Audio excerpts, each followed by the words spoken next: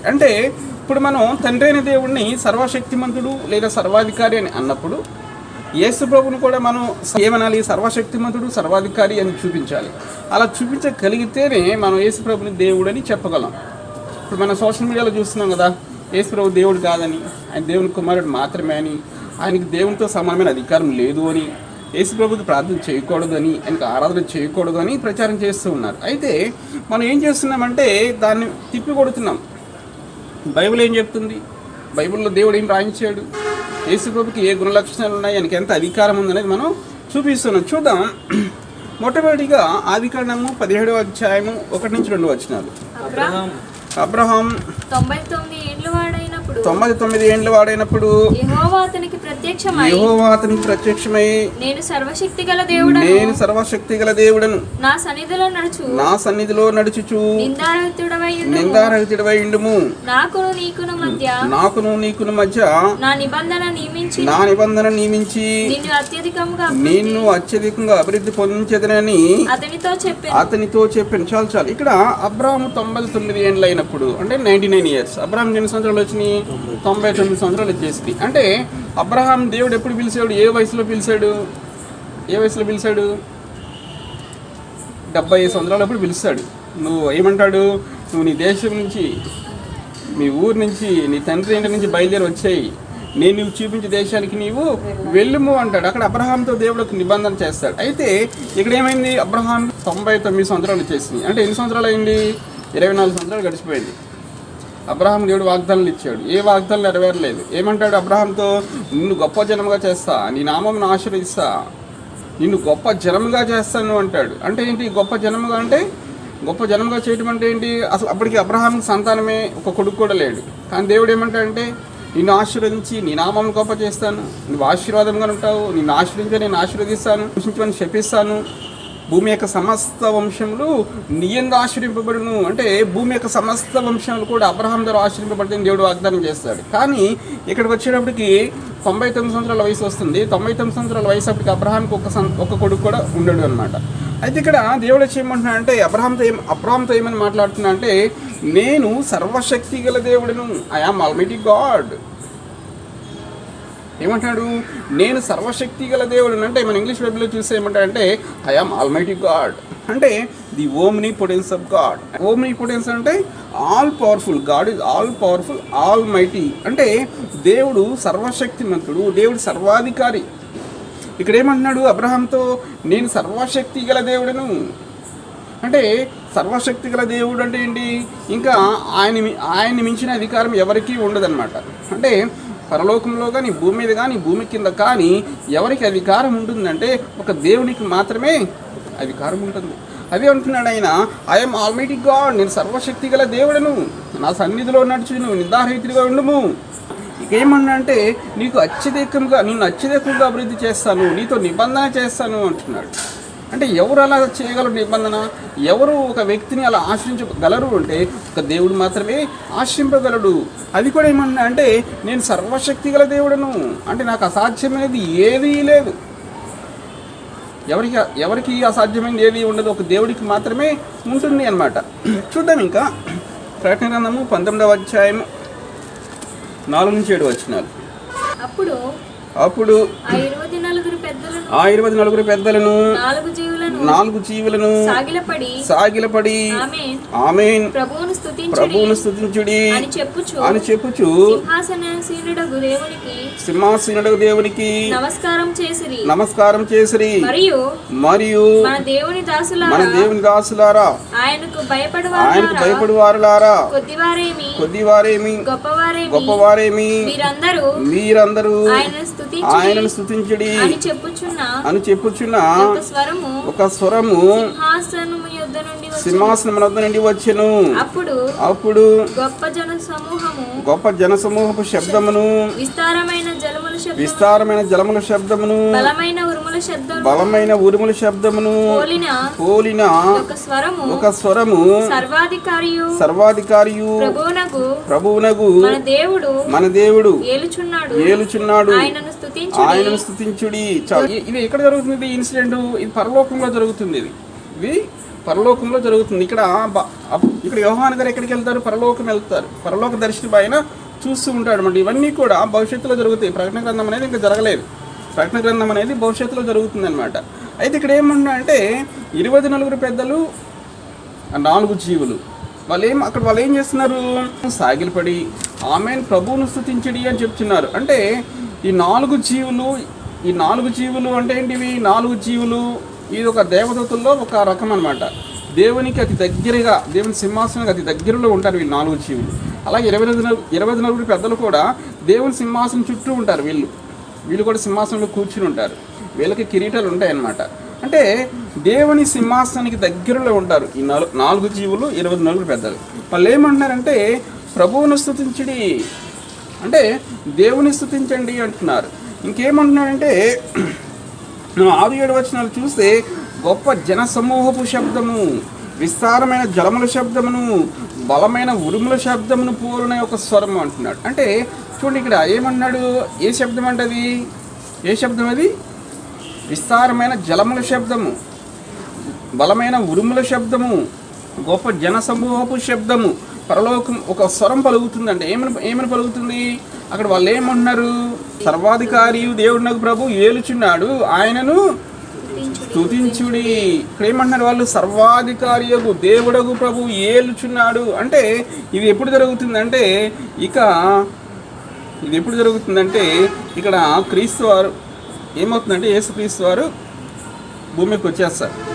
భూమి మీదకి వచ్చి ఈ లోక రాజ్యాలన్నీ ఆయన స్వీకరిస్తారు. అప్పుడు రాజుగా ప్రభుగా ఆయన పరిపాలన చేస్తారు. అప్పుడు జరిగే సంగతి గురించి ఇక్కడ చెప్తున్నాడు. ఏమని చెప్తున్నాడు? సర్వాధికారియు దేవుడినకు ప్రభు ఏలుచున్నాడు, ఆయనను స్తుతించుడి. అంటే ఇక్కడ ఏమన్నారు వాళ్ళు పరలోకంలో? సర్వాధికారియు దేవుడినకు ప్రభు. సర్వాధికారి అంటే ఆల్మైటీ గాడ్ అంటే ది ఓమ్నిపోటెన్స్ ఆఫ్ గాడ్. అంటే సర్వాధికారి అంటే ఇంకా ఆయనదే అధికారం మొత్తం. ఎవరికి కూడా అధికారం అనేది ఉండదు అన్నమాట. అంటే ఇప్పుడు ఈ 2 ఇన్సిడెంట్లు మనం ఎవరి గురించి చెప్పాము? ఇది తండ్రి యొక్క దేవుడి గురించి చెప్పాము. మనం తండ్రి అయిన దేవుడి గురించి చూపించాము. అయితే ఇప్పుడు దీన్ని యేసు ప్రభువుకి ఎలా చెప్పవచ్చు మనం? ఇప్పుడు యేసు ప్రభు కూడా సర్వాధికారి అయి ఉండాలి, సర్వశక్తిమంతుడు అయి ఉండాలి. అలా అయి ఉంటేనే ఆయన మన దేవుడు అని చెప్పగలం. చూద్దాం మత్తయి సువార్త 28వ అధ్యాయం. మత్తయి సువార్త 28వ అధ్యాయము 18-20 వచనాలు. అయితే యేసు వారి యొద్దకు వచ్చి పరలోకమందును భూమి మీదను నాకు సర్వాధికారం ఇవ్వబడి ఉన్నది. కాబట్టి మీరు వెళ్ళి సమస్త జనులను శిష్యులుగా చేయుడి. తండ్రి యొక్కయు కుమారుని యొక్కయు పరిశుద్ధాత్మ యొక్కయు నామములోనికి వారికి బాప్తీసం ఇచ్చుచు నేను మీకు ఏ సంగతులను ఆజ్ఞాపించితినో వాటన్నిటిని గైకొనవలెనని వారికి బోధించుడి. ఇదిగో నేను యుగ సమాప్తి వరకు సదాకాలము మీతో కూడా ఉన్నానని వారితో చెప్పాను. చాలు. అయితే యేసు వారి యొద్దకు వచ్చి, ఇది ఎప్పుడు జరుగుతుంది? యేసు ప్రభు పునరుద్ధానం జరిగిన తర్వాత, ఆయన శిలువలో చనిపోయి సమాధి చేయబడి ఆయన పునరుద్ధానం జరిగిన తర్వాత ఇది జరుగుతుంది అనమాట ఈ ఇన్సిడెంట్. అయితే యేసు వారి యొద్దకు వచ్చి పరలోకమందును భూమి మీదను నాకు సర్వాధికారము ఇవ్వబడి ఉన్నది. ఏమన్నారు యేసు ప్రభు? పరలోకమందును భూమి మీదను నాకు సర్వాధికారము ఇవ్వబడి ఉన్నది. అంటే ఏమంటున్నాడు? I am almighty God. నేను సర్వశక్తిమంతుడిని, నేను సర్వాధికారిని అంటున్నాడు. ఎందుకు? పరలోకమందును భూమి మీదను నాకు సర్వాధికారము ఇవ్వబడి ఉన్నది. ఇంకేమంటున్నాడు ఆయన? కాబట్టి మీరు వెళ్ళి సమస్త జనులను శిష్యులుగా చేయుడి. తండ్రి యొక్కయు కుమారుని యొక్కయు పరిశుద్ధాత్మ యొక్క నామంలోనికి వారికి బాప్తీసం ఇచ్చుచు నేను మీకు ఏ సంగతులు ఆజ్ఞాపించుతునో వాటన్నిటిని గైకొన వారితో చెప్పుడి. ఇంకేమంటున్నాడు? ఇదిగో యుగ సమాప్తి వరకు నేను సదాకాలం మీతో కూడా ఉంటాను. అంటే అలా యుగ సమాప్తి వరకు మనతో సదాకాలం ఎవరు ఉండగలరు? ఒక దేవుడు మాత్రమే ఉండగలడు. అంటే ఇంకేమన్నాడు? పరలోకమందును భూమి మీదను నాకు సర్వాధికారము ఇవ్వబడి ఉన్నది. సరిపోతుంది. ఒప్పుకుంటారా? సర్వశక్తిమంతుడని సర్వాధికారిని ఒప్పుకుంటారా? మీరు ఒప్పుకుంటారు, బయట వాళ్ళు ఒప్పుకోరు. అక్కడ ఒక లింక్ ఉంది చూసారా, పరలోకమందును భూమి మీదను నాకు సర్వాధికారము ఇయ్యబడి ఉన్నది. వాళ్ళు ఏమంటారు తెలుసా, అదుగో తండ్రి ఇచ్చాడు, ఈయనకి లేదు, ఈయనకి లేదు. ఎవరు ఇచ్చారంట? తండ్రి ఇచ్చాడు. లింక్ పెడతారు ఇక్కడ, చూద్దాం అది. అయితే సరే చూద్దాం. ఫిలిప్పీయులకు రాసిన పత్రిక 2వ అధ్యాయము 5-7 వచనాలు. క్రీస్తు యేసున కలిగిన ఈ మనసును మీరును కలిగి ఉండి, ఆయన దేవుని స్వరూపం కలిగిన వాడై ఉండి దేవునితో సమానముగా ఉండుట విడిచిపెట్టకూడని భాగ్యమని ఎంచుకొనలేదు, కానీ మనుషుల పోలికగా పుట్టి దాసుని స్వరూపం ధరించుకుని తన్ను తానే రిక్తునిగా చేసుకుని. చాలు ఇక్కడ చూడండి, ఇక్కడ ఏమన్నాడు?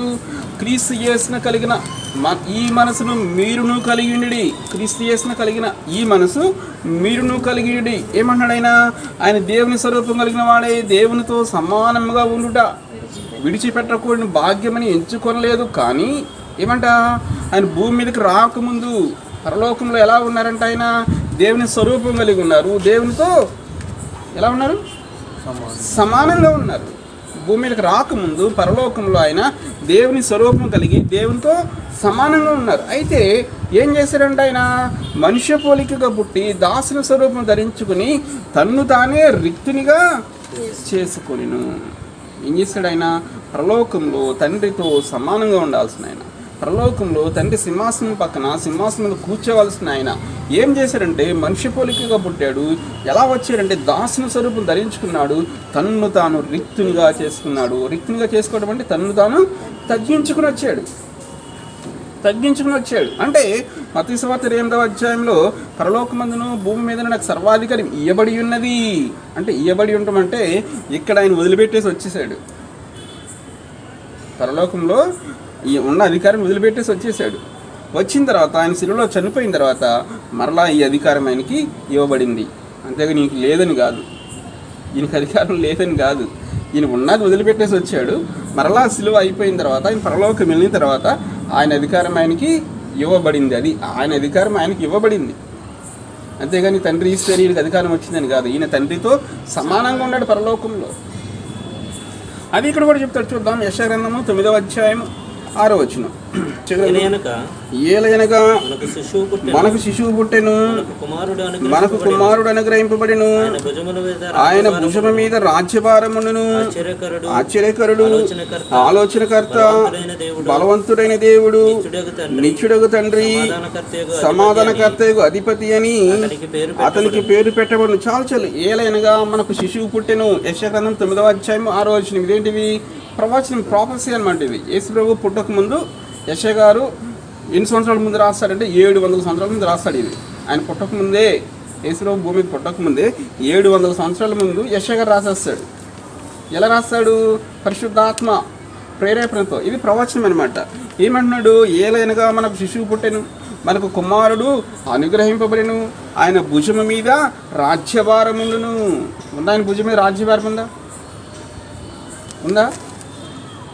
లేదు. ఇంకా ఆయన వస్తాడు. 2వ రాకల్లో వచ్చినప్పుడు ఆయన భుజం మీద రాజ్యభారం ఉండును అంటే ఆయన రాజుల రాజుగా, ప్రభువుల ప్రభుగా ఈ భూమి మీద పరిపాలన చేస్తాడు. అది నెరవేరుతుంది అనమాట. ఆయన భుజం మీద రాజ్యభారమును. ఆయనకి ఏమేమి పేర్లు పెడుతున్నాయంటే ఆశ్చర్యకరుడు, ఆలోచనకర్త, బలవంతుడైన దేవుడు, నిత్యుడగు తండ్రి, సమాధానకర్త, అధిపతి అని అతనికి పేరు పెట్టబడును.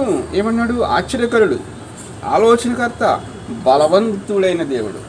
ఏమంటున్నాడు? బలవంతుడైన దేవుడు అంటే సర్వశక్తిమంతుడు. బలవంతుడైన దేవుడు అంటే ఓమ్నిపోటెన్స్ ఆఫ్ గాడ్, సర్వశక్తిమంతుడు.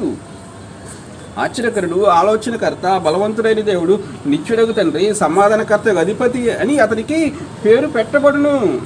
మళ్ళీ ఇక్కడ కాంట్రవర్సీ వస్తుంది. ఏమంటారు? మీరు బలవంతుడైన దేవుడు అంటున్నారు, బాగుంది.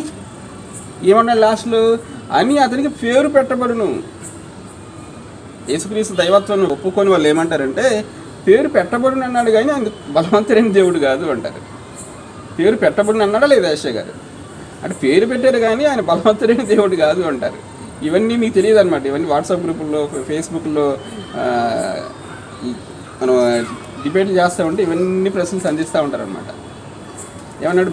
పేరు పెట్టబడును, అంతేగాని బలవంతుడైన దేవుడు కాదంటారు. పేరు పెట్టబడి సరే చూద్దాం దీన్ని ఎలా కౌంటర్ చేయాలంటే మనంతా గన్ షాట్ అనమాట, కౌంటర్ చేసేయాలన్నమాట. లూకాసు వార్త 1వ అధ్యాయం 31-32 వచ్చేలాగా ఒకసారి చూడండి. ఇదిగో నీవు గర్భం ధరించి కుమారుని కని ఆయనకు యేసును పేరు పెట్టుదువు. ఆయన గొప్పవాడై సర్వోన్నతుని కుమారుడు అనబడును. ప్రభువైన దేవుడు ఆయన తండ్రి అయిన దావీదు సింహాసనమును ఆయనకిచ్చును. ఆయన యాకోబు వంశస్థులను యుగయుగములు ఏలును. ఆయన రాజ్యము అంతము లేనిదైన ఆమెతో చెప్పాను. ఇక్కడ గాబ్రియల్ వస్తాడు. గాబ్రియల్ ఎక్కడికి వస్తాడు? మరియ దగ్గరికి వస్తాడు. ఏమంటాడు? ఇదిగో నువ్వు గర్భం ధరించి కుమారుని కని ఆయనకు యేసు అని పేరు పెట్టుదువు. యేసు అని పేరు పెడతావు, నువ్వు గర్భం ధరిస్తావు. అప్పటికి మరియా కన్యక అనమాట. అంటే నువ్వు గర్భం ధరించి కుమారుని కని ఆయనకి యేసు అని పేరు పెట్టదు. ఆయన సర్వోన్నతిని కుమారుడు అనబడును. ఇందాడేమన్నాడు? యెషయా 9:6లో పేరు పెట్టబడును అన్నాడు. ఇక్కడ ఏమంటున్నాడు? సర్వోన్నతిని కుమారుడు అనబడును. అంటే కుమారుడు అనబడతాడు అంతే. అక్కడ పేరు పెట్టబడును అంటే ఇక్కడ ఏమన్నాడు? సర్వోన్నతిని కుమారుడు అనబడును అంటే ఏంటి? ఆయన భూమి మీదకి వచ్చినప్పుడు కుమారులాగా వచ్చాడు. రాకముందు ఆయన తండ్రితో సమానమైన వాడు. ఇదన్నమాట. ఇలా కౌంటర్ చేయాలి. అది అంటే బలవంతుడైన దేవుడు. ఈయనెవరో బలవంతుడైన దేవుడు. మనం చూసాం మత్తయి సువార్త 28వ అధ్యాయంలో ఏమంటాడు? పరలోకమందును భూమి మీదను నాకు సర్వాధికారము ఇవ్వబడి ఉన్నది. పరలోకంలో కానీ భూమి మీద కానీ ఇప్పుడు సర్వాధికారం ఎవరికి ఉందంటే యేసు ప్రభుకే ఉంది. ఎందుకంటే ఈయన సిలువలో మనందరి కోసం చనిపోయాడు కాబట్టి, మనందరి కోసం రక్తం కార్చాడు కాబట్టి మొత్తం కూడా ఈయన ట్రాన్స్ఫర్ అయిపోయింది అన్నమాట. ఇది అంటే ఈయన సర్వశక్తిమంతుడు, సర్వాధికారి. అంటే ఈయన తండ్రి అయిన దేవునితో సమానమైన అధికారం ఉంది. అంటే దీన్ని బట్టి మనం ఏం చెప్పవచ్చు? ఈయన యేసు ప్రభు 100% దేవుడు.